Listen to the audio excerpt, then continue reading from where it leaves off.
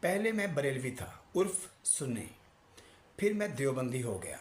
اور پھر میں وہابی ہو گیا اور اب الحمدللہ میں مسلمان ہوں۔ بریلویوں کو میں نے ان کے شرکیہ عقائد اور بدعتی اعمال کی وجہ سے چھوڑا، یعنی کہ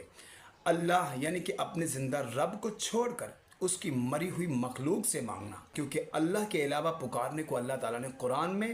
عبادت بھی کہا ہے اور شرک بھی کہا ہے۔ اور پھر پیارے پیغمبر علیہ السلام کی سیرت طیبہ اور ان کے اسوہ حسنہ کے ہوتے ہوئے خود سے اعمال ایجاد کیے، نیکیوں کی شکل میں اعمال ایجاد کیے اور دین کے ساتھ ویلڈنگ کر کے ان کو دین کا حصہ بنانے کی کوشش کی۔ اس وجہ سے میں نے بریلویوں کو چھوڑ دیا۔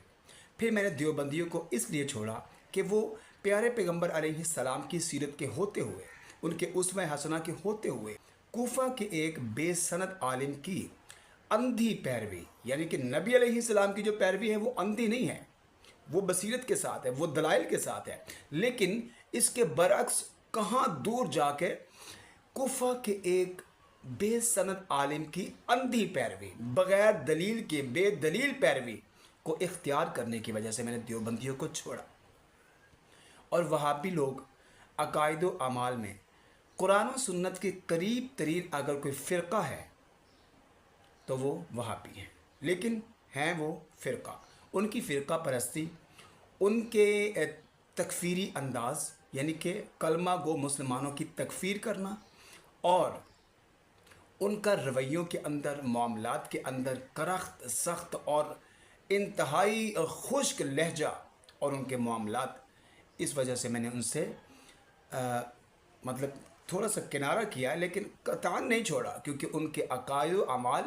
ماشاءاللہ 95% قرآن و حدیث کے مطابق ہیں۔ لیکن جہاں پر 5% سقم ہے اور فرقہ پرستی ہے، تو فرقہ پرستی سے تو ہم نے اعلان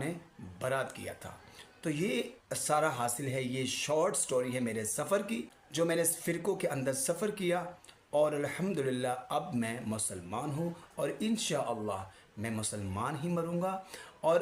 پیارے پیغمبر علیہ السلام مسلمان تھے، ان کے اصحاب مسلمان تھے، تو ان کا مسلمان ہونا کافی ہے، تو ہمارا بھی انشاءاللہ مسلمان ہونا ہمارے لیے جنت میں جانے کے لیے کافی ہے۔